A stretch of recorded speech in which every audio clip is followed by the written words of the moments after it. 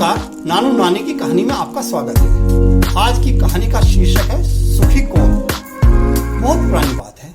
एक कस्बे में एक सेठ जी रहा करते थे। उनका बहुत ही बड़ा व्यापार था। उनका नाम सुखीचंद था। उसके पास बहुत दौलत थी। सेठ का वजन काफी बढ़ गया था। एक बार चलते चलते वे रास्ते में ठोकर खाकर गिर गए, जिससे उनका कूल्हा टूट गया। डॉक्टरों ने खैर ऑपरेशन कर दिया। अब उनको लेटने की सलाह दे दी। अब उसका वजन ज्यादा था।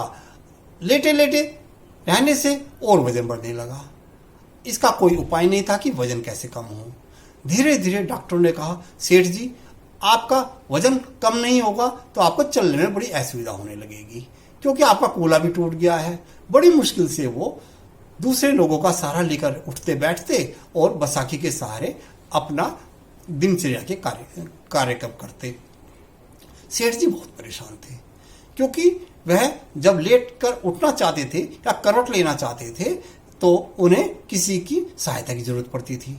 इसलिए उन्होंने एक नौकर भी रखा हुआ था, जो हरदम उनके कमरे में रहता था।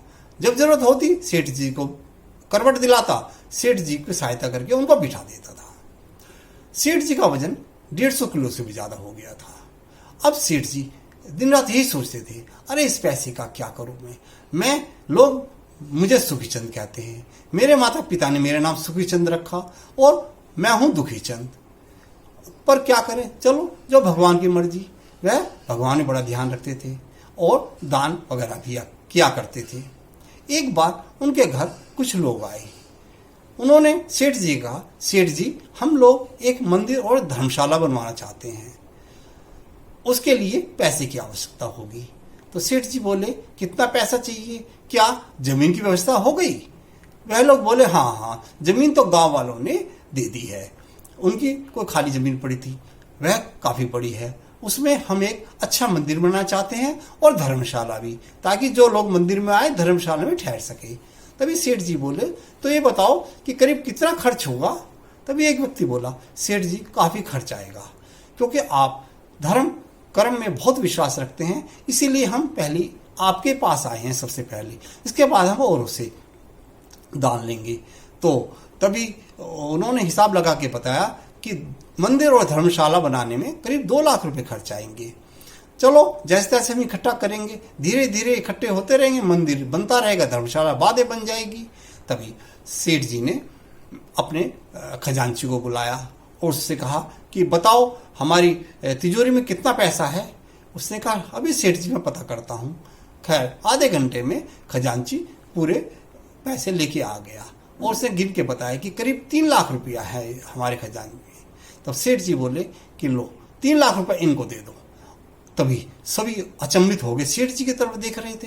अरे हमें तो 2 लाख की जरूरत थी, सेठ जी तो 3 लाख रुपए दे रहे हैं, ये कैसा इतना दानवीर सेठ जी। तभी सभी उनकी जय जयकार करने लगे। सेठ बोला, देखो ऐसा है, मेरी जय जयकार मत करो, ये पैसा मैंने भगवान से लिया है, मैं भगवान की पूजा करता हूँ और भगवान ने मुझे दिया है। आज मंदिर में लगेगा, धर्मशाला में लगेगा, तो यह लोगों के काम आएगा। ऐसा भव्य मंदिर बनाना जो दूर दूर से लोग यहाँ पर आए देखने के लिए। सभी ने कहा, हाँ सेठ जी ऐसा ही भव्य मंदिर बनेगा। अब हमें और कहीं पैसा या दान मांगने की जरूरत भी नहीं है, क्योंकि लगभग 2 लाख रुपए का हमारा खर्च होना था, अब तो आपने 1.5 गुने पैसे दे दिए। आपकी जय हो। और सेठ जी की जय जयकार करने लगे। तभी एक व्यक्ति बोला, सेठ जी आप जैसा सुखी इंसान कोई नहीं है, आप हमेशा स्वस्थ रहें। और तभी सेठ बीच में बोला, नहीं ऐसा मत कहो, मेरा नाम सुखीचंद है, लेकिन मैं हूं दुखीचंद। सभी अवाक देखने लगे। अरे सेठ जी आपके पास इतना पैसा है, इतनी मोह माया है, फिर आपने हमें 3 लाख रुपए दिए, तो आपसे सुखी और कौन होगा इस दुनिया में? तभी उसने अपने नौकर को आवाज दी, अरे भैया रामू इधर आना जरा। रामू आया। उसने कहा, मुझे करवट दिला। तभी रामू ने सेठ जी को करवट दिलाई। करवट दिलाते के साथ ही सेठ जी गैस निकली, जिसे हम पाद कहते हैं, और सारे कमरे में बदबू हो गई। जो लोग दान लेने आए थे उन्होंने भी अपनी नाक बंद कर ली। तभी सेठ बोला, देखा तुमने, जिसको गैस निकालने के लिए भी दूसरे की जरूरत पड़े, उससे दुखी और कौन होगा इस दुनिया में।